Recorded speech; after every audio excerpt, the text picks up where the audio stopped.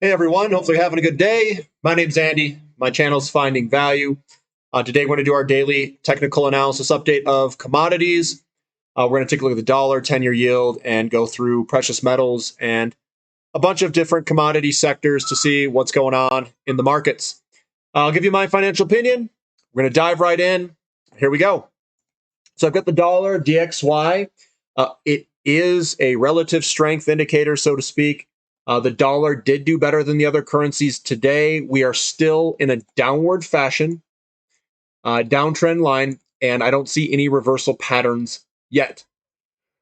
Looking at the 10-year yield, slightly lower, but again, we've got these three massive large candlesticks here showing us that someone is dumping their bonds. And the dumping, you can see little kind of reprieves between it where there's a little bit of selling pressure. There's way more selling pressure in this. Remember, these are yields, selling pressure in bonds than there is buying pressure. And that's why yields are wanting to go higher. The TLT, this is your actual pricing. We've broken out of this pattern, this rising wedge pattern to the downside. I think that this will work its way lower out of this pattern here. Big picture view, it's looking quite grim. I think we're going way lower in bonds in terms of prices, much higher in yields. And that is usually a sign of a rotation of money out of bonds, which is one of the largest markets. And that's going to rotate into precious metals and commodities in those areas and real estate as well. Looking at the CRB index, we have a slight down day today, a little bloody nose. This still looks good to go higher over time. We've got gold going higher today. Two little small down days before today, and this looks good to go into launch mode. What this is telling us is that inflation is still alive and well, and that the recessionary fears, if there is a recession, it's probably going to be inflationary. I'm kind of over the whole recession thing. I'm starting to see copper strengthen, but I think inflation's coming. We've got silver. More inflation, I should say, is coming. Silver is also performing quite well. I like the candlesticks and the way they look. Large up days, small pullback. Large up days, small pullback. Another large up day today. That is a signature trait of the buyers being in control and going to push this thing higher. Looks fantastic. Broken downtrend line. Looks A-okay to me. Broken downtrend line. More buyers than sellers all through here. Let's hope that momentum can continue higher. Platinum's looking good. Looking at the XAU to gold ratio, we've broken the downtrend. This is the spot where I tend to look for potential purchases. If you're part of the Platinum membership on the website in the description link below, you know which companies I really like and prefer to invest in. There's also other sectors that I think are looking quite good at this time that I'm going to be investing in. I'll let you know the companies this question and answer session happening tomorrow at 7 a.m. Mountain Standard Time. If you're a Platinum member, you can join and see the video after we do run that session. Looking at GDX and SILJ. SILJ is coming up, apparently. SILJ's broken down trend line. We're getting some good buying pressure. I still think this is going to work its way higher over time. We did get a little bit of selling pressure last trading session. It could have pulled back. Buyers came in, showed up, and said, no, we're going to push this higher today. Remember, the shorter the term you go, the least reliable the chart patterns are because anything can impact short-term movements. But long-term, you get these nice kind of spots where you get some support. Now, I just want to make this clear. How well you draw these lines, it doesn't necessarily matter.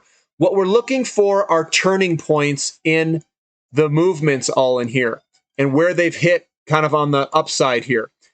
So all of these upward and downward movements provide support where that line is at. If you notice, I drew the line roughly where all of these support levels are at. That's what I'm looking for. That creates support all underneath this section here. It's a zone, so to speak. So it's basically falling into this strong pillow where it absorbs that force and momentum, and it's going to bounce higher. So I think this is a good spot to be looking because we've got good support all underneath it. We've got GDX, which has similar traits to SILJ. We kind of back out.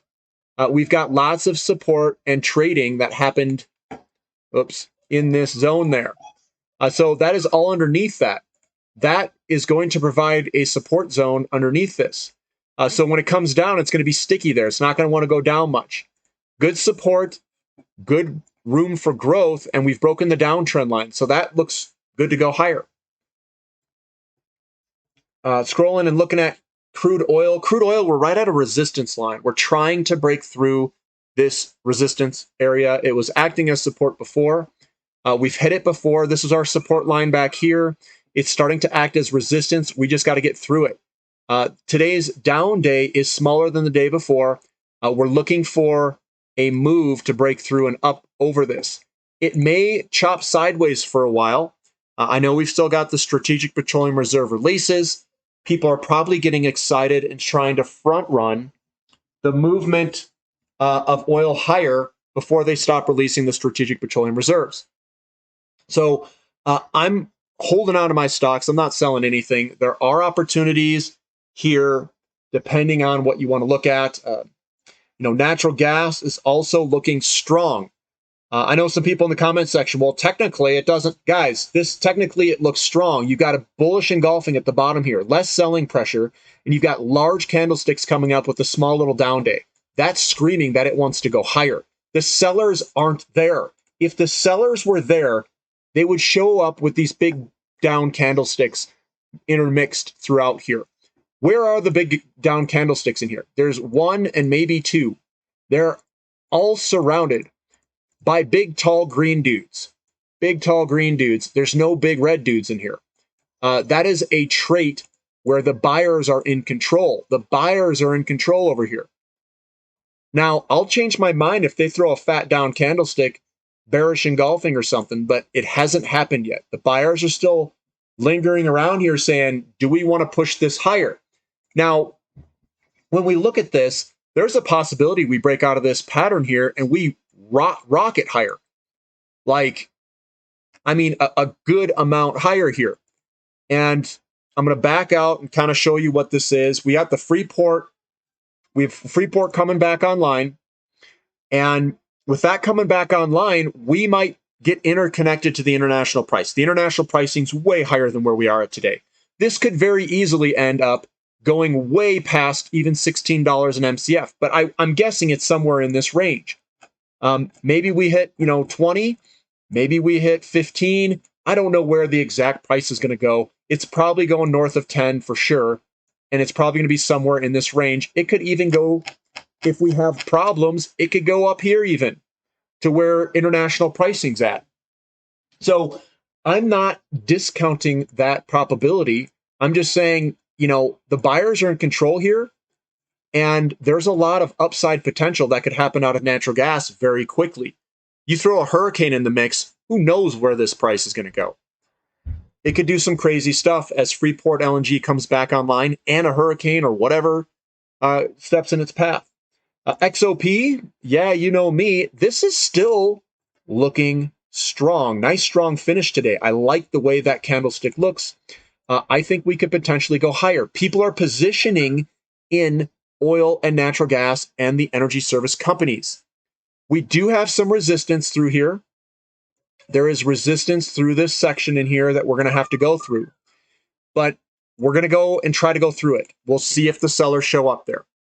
If they don't show up, we could see a big move. That where this basically broke out of this downtrend line, we came back and did a retest, and this is basing for a monster move ahead of us. What that is signaling is a potential inflationary period. We're seeing that in the 10-year yield and the way that the 10-year yield and bond prices are also positioning. So we've got natural gas and crude oil looking like it wants to roll higher. We've got the 10-year yield and the yield going higher, bond prices going lower. Everything's in alignment for a move higher. If I were suspecting that this was going to collapse lower in the recessionary fears type movement, I would see the 10-year yield dropping. and bond prices skyrocketing because something that the banks are seeing, they're running to safety. They're running away from safety. They're running to inflation protected assets called gold, silver, and oil and natural gas. The 10-year yields are agreeing with that positioning. And I'm seeing the positioning happen in some of the individual names. So, I was hoping for a little bit larger pullback in the fall. Hopefully they were going to dump some SPR releases on that, but it's not happening. We're not getting that pullback. Energy service companies, they are also quite strong. They're strengthening here. I like them down here. I think it's a good spot. That's me. Individual company names, you can see it on the Platinum membership on the website. I've got a bunch of individual names that we've already entered, and they've done incredible things already. Coming on down, looking at uranium. Uranium had a little bit of selling pressure today. Down 2.5% for the Sprott Physical Uranium Trust. We still have a broken downtrend line. We've come on up. We're getting a little bit more selling pressure, but I don't think we're out for the count yet. We could even pull back further. We would still be fine. I think we have strong support right basically where it's at. So I think we'll see if the buyers show up here next trading session. URNM didn't really move. Still looks strong to me. Broken downtrend. Not much selling pressure through here. That looks to me like it still wants to work its way higher over time. CCJ, our leader, Camco in the group. Looking at Camco, which is one of our larger uranium mining companies, still looks good to go higher. It looks very good on a candlestick basis. We've got a large, tall guy here with small little smelling pressure right into a bullish hammer pattern, which looks like it wants to go higher. So that looks good still. And then we got a whole bunch of different stocks, kind of a mixed bag there. Now, TAN, solar ETF, still looking really good for a move higher. It just broke out. Now, could this pull back and do a retest move? It is still possible. And right now, I'm kind of remaining open on it. I don't know if we're going to get that return move. We very well could. If we do, then I think we're going to see a big old bounce after it. So this will be kind of the breakout, the shakeout, and then the move. And that's where we're going there. I do have some ideas around it and some good companies. COPX, global copper miners, still throwing down the buying pressure. Still looks good to go higher. Broken downtrend, good support underneath it, moving on higher. That looks really good. Scrolling on down, looking at rare earth metals. Rare earth metals are still in an upward move. Nice momentum. We've got a big broken downtrend. Now, when you back out, we basically are bouncing off of this big long-term support line. That's the spot that I really like to be loading into. That corner there. If you're on the Platinum membership, you obviously know that I was talking about REMX in this corner here, and that we could potentially see a move higher. Now, I did buy some a little bit before it. I've been cost averaging in. That's just how I roll. I cost average into my positions. And I try finding it right above the support level. Looking at lithium. Now, lithium is still crushing it. It's looking good. We've got good buying pressure. It's continuing higher at this moment. It looks very good. The S&P 500 is looking good. Now, you can draw a trend line channel here. There's one coming through here if you take it from top there. So that's kind of what we have to break next. We'll see if we break it. It's looking good to go at least up there. We're kind of in this expanding, declining wedge. We're going to try to hit this next upper channel there and see if we can break through it. But we broke through that downtrend. We're moving on higher, and we'll see if we can break it. Looking at the U.S. Composite Index. Now, if I were to take it from this high here, hit the top there, we've broken out of that trend line there. And that's looking a lot better than what it was before. And we've got kind of a trend line coming through here, somewhere in this vicinity. And this expanding wedge, we've broken that to the upside if you were to take that right there. So that's looking good.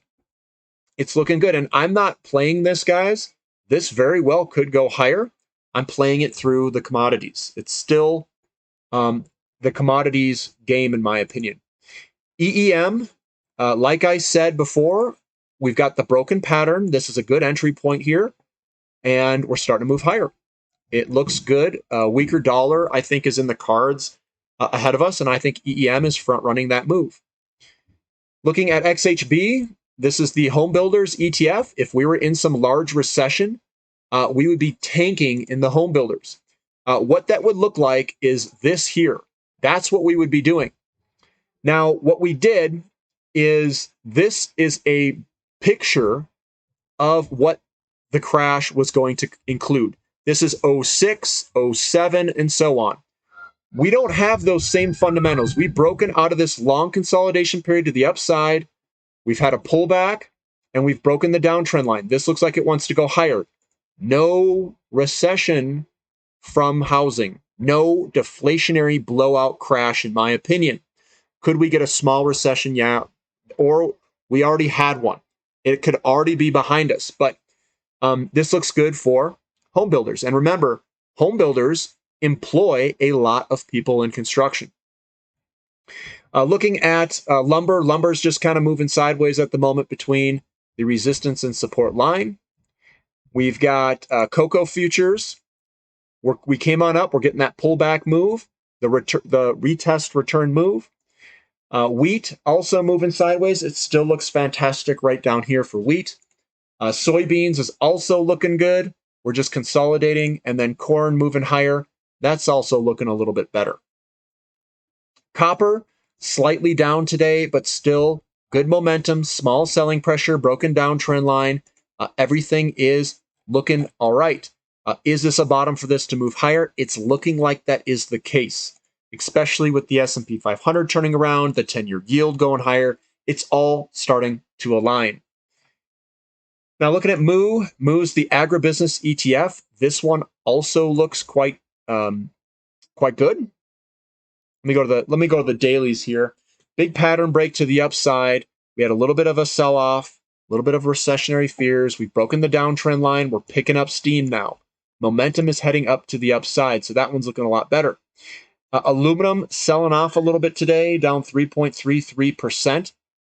Again, though, we're trying to put in this bottom here, and we're just moving sideways. Lots of momentum coming down, and this is going to have to work its way off before going higher. And then we've got the Baltic Dry Index down a little bit today.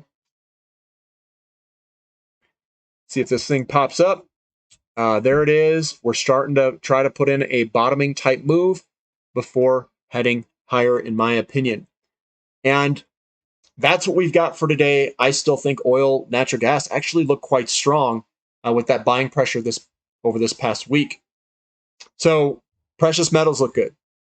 Oil and natural gas look good. Energy services look good. I'm seeing a lot of other commodities. They look good. What I'm doing, well, not much of anything. I'm really just hanging on. We've got a question and answer session for the Platinum members. We've got that tomorrow, 7 a.m. Mountain Standard Time. If you're a Platinum member, you can ask me questions directly tomorrow at 7 a.m. You can see what's going on there. And I'll tape it. I'll put it on the website if you can't attend, and you can watch the video afterwards. There are a couple of good picks, in my opinion, that I would be adding into, and I'll share those tomorrow in the question and answer session. I think one of them is starting to pick up a little bit of steam, and that's where I added. So I'll let everybody know what I added to tomorrow at the question and answer session. Definitely attend if you want to know that. And that's what I've got for today. So hopefully everyone's having a good day. Give me a thumb up for the content. Join the channel. Join the website if you'd like. It's in the description link below. And we'll catch you next time. This is Finding Value.